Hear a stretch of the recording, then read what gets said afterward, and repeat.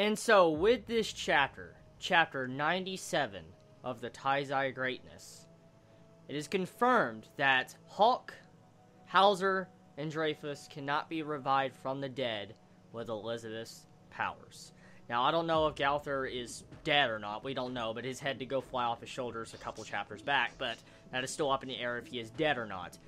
Since technically we've seen his powers be able to snap his neck back into place. We've seen him actually do this. So, you know, Gowther can easily have a power to be able to put his head back on the shoulders. We don't know. It's never been confirmed. We don't know the full extent of his powers. But at the moment, he's pretty much dead. Now, Hawk. He is confirmed dead. I really, really love Hawk's character. I really have loved his character since Chapter 1, his first debut in Chapter 1. I have enjoyed him. I've enjoyed his personality. I've enjoyed his character. I've loved him along the ride. I really have enjoyed him. And to see now that he is confirmed dead, he is officially dead, and he will not be coming back, it changes my entire outlook and aspect of this series. I'm sad, yes, that Hauser, Dreyfus, and, you know, Hawk is dead. But Hawk, man, I can't believe that. I'm sad, yes, but it makes me respect the writer a lot more. Let me be honest here, okay? Yes, we don't want our good characters die like Hawk. Let's be honest. We probably don't want to see him die. But would you all really take this as serious as if Hawk just got back as Elizabeth's power awakens? I mean, would you have taken it as serious? No, you probably wouldn't have. You'd be like, oh, okay, so it's a standard shonen. He got brought back to life when this power was revealed. But no. Taizai just broke that cliche. He's not coming back. He's dead. And that's sad. It's very sad, but it makes me respect the mangaka because the mangaka actually had a major character death. And since Hawk technically died to awaken Elizabeth's powers, it would felt like it's in vain if you just pop back up this chapter. Because, I mean, it wouldn't feel right. It would ruin my overall first impressions of Hawk's death. And to see how he is now dead, it makes me look at it different. It also makes me look at Hauser's death and Dreyfus' death a lot more. They can't just be brought back. They're fucked. They're dead. So, it's sad. It's a very, very, very, very sad chapter. It really is. It just opens your eyes up to knowing that there can be deaths in this series. Major deaths like this. And that is why Taizai is greatness. Truthfully, I want to be honest here. The level of writing of this arc is getting closer and closer to that Hunter x Hunter level. I mean, it is not going to be on that quality of politics and stuff, of course. I highly doubt that for a very long time with this mangaka. But even if it doesn't, I still think the quality of Taizai is just fucking ridiculous. It is. This arc has been going on, I think, since chapter 60 or so, or earlier in the 60s, and we're on chapter 97 now. And the overall theme of this arc, the feels of this arc, and the quality of writing in this arc is absolutely unreal. I haven't had one chapter from the Seven Deadly Sins since the time I've been reviewing this that has made me disappointed. I haven't. I haven't had one chapter that's made me upset or pissed off or anything. These chapters continue in quality, one after another, and they're getting better and better. I can see it, and majority of us manga readers can probably see it too. The quality of Taizai is getting better by the chapter, and it's making us respect this series a lot more. Because with Hawk's death, it's unnerving. It's very unnerving.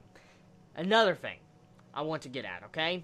Now, if Gowther is dead, okay? If he's confirmed dead, I think Elizabeth will take his spot. I want to be honest here, okay? They never specifically said in the series that a Sin cannot have their spot taken by a new person. For instance, if Meliodas was to die next chapter, they never specifically stated that Elizabeth couldn't take his spot. No one ever stated that. So, I personally believe that it could be possible for a Sin to get replaced, and if Gowther is dead, that means Elizabeth could take his spot. That's just me theory crafting. I'm just saying it right now. Because with this, you know, these past couple chapters, Elizabeth now has a power. She can technically help out the Sins. The question is, what is her battle capacity? Like, how strong is she in terms of power? I mean, we've seen her demonstrate her abilities to heal a lot of people in a massive area. The entire freaking capital, she is healing everybody. We saw all their wounds healed, and she doesn't seem to be really exhausted at all. She seems to be standing just fine and all. So, it seems like her powers are pretty freaking massive when it comes to being a team medic. But you don't know technically how far her powers extend. From what we saw in the last chapter and this chapter, she has good combat abilities against demons, because she pushed Hendrickson back when he was using his Dark Nebula. She just pushed him back with just screaming at him. So it shows you her type of power compared to him, or how effective the Goddess Clan's power is towards demons. So it shows you her combat abilities and strengths. The question is, can she match a Sin's power? Speaking of Sin's power, it doesn't change the ball game knowing that the Sins are healed. Let's be real and honest here. Yes, Elizabeth healed all the 7 deadly sins, all of them that are currently there at the moment. I mean, Gothier is technically still MIA. We don't know if he's dead or not, but, I mean, Merlin's off in God knows where town, so, I mean, you don't really expect Merlin to help. So we have our couple little sins we know and love are going up against this fucking monster. The question is, like, can they defeat him? I mean, the Holy Knights were fodder compared to Hendrickson. I mean, look what he fucking did. He was chopping heads off, cutting everybody up. I mean, he did anything you wanted. He even made Gilfunder. He made him fucking scared. Hendrickson made Gilfunder scared in this chapter. And so, if it wasn't for Meliodas saving him at the last second in this chapter, Gilfunder would have had his head rolling off his shoulders. So, yeah, the Holy Knights don't stand a fucking chance to Hendrickson. They don't. So, the only hope is technically the 7 deadly sins. It's kind of ironic if you think about it. I mean, the entire time the Holy Knights have been hunting down the 7 deadly sins, their greatest enemy, as they said, that would topple their kingdom, is now their greatest ally trying to save the kingdom. So much irony in that, if you think about it. But anyways, with this, okay, with this chapter, it doesn't change the ballgame. We saw the sins getting the shit knocked out of them. We saw them getting fucking raped by Hendrickson a couple chapters back. I mean, they were just getting tossed around like fucking nothing, like they were meat fodder.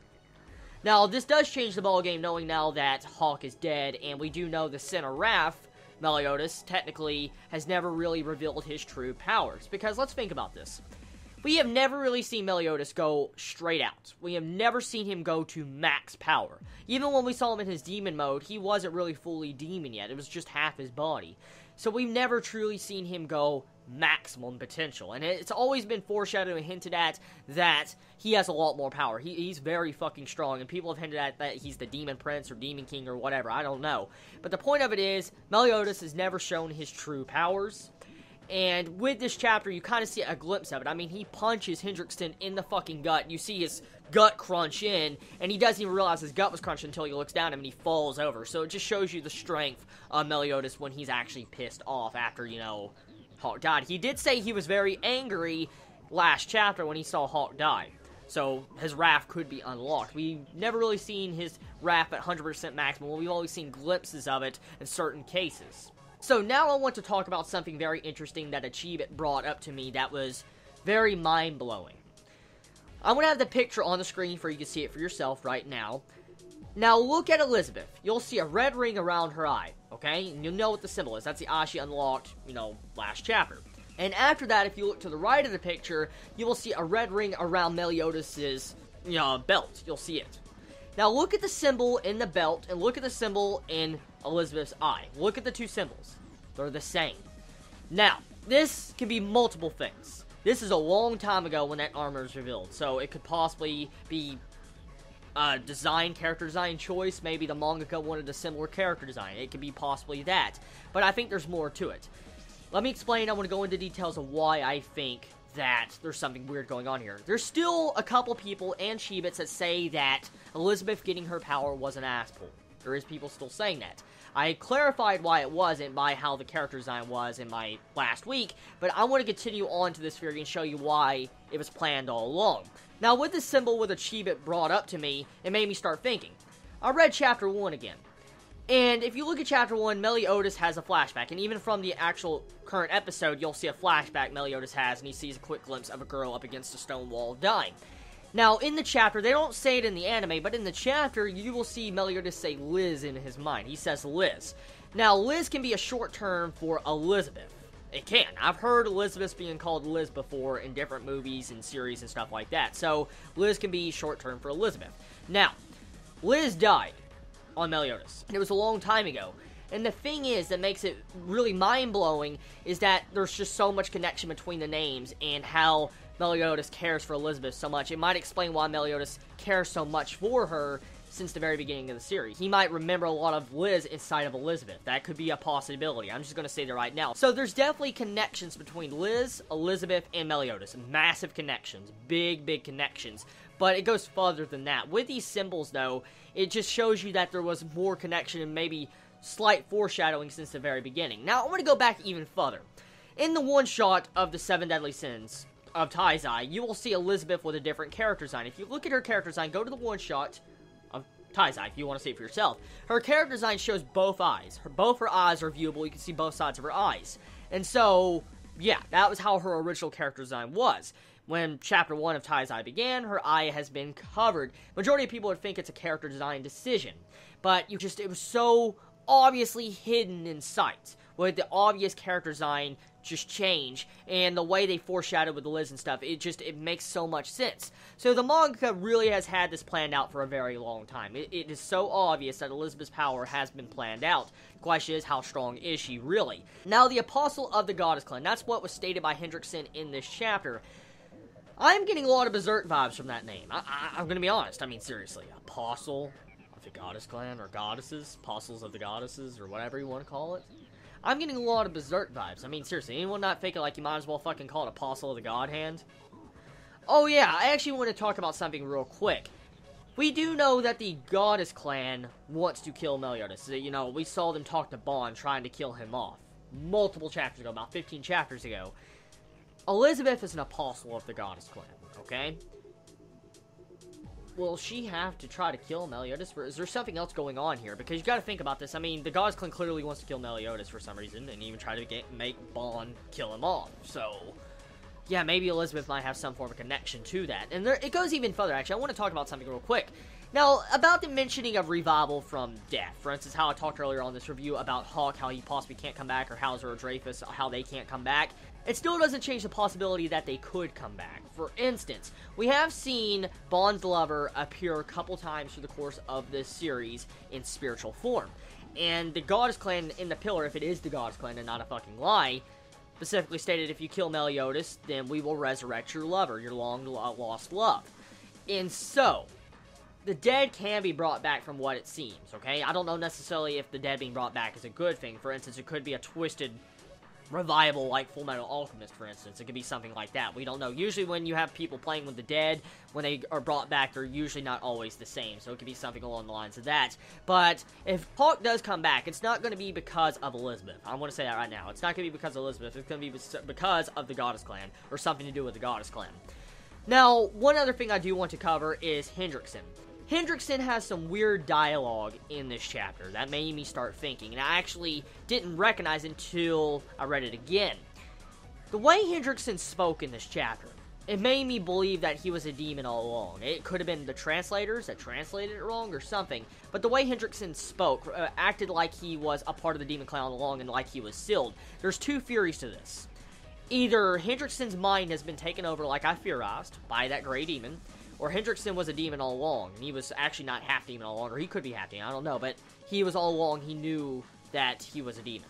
I mean, there's a lot of theories I could bring up with this, but the way it was said in this chapter, Hendrickson seemed very suspicious the way he brought up how all 4 clans, he wants to destroy all 4 clans, and he wants to resurrect the demon clan. It just felt very suspicious the way he said that. Overall, tell me your thoughts in the comments below. How did you feel about this chapter of the 7 Deadly Sins? Let me know. Love you all so much. Can't wait for next week's chapter. Please be safe. Chibi out.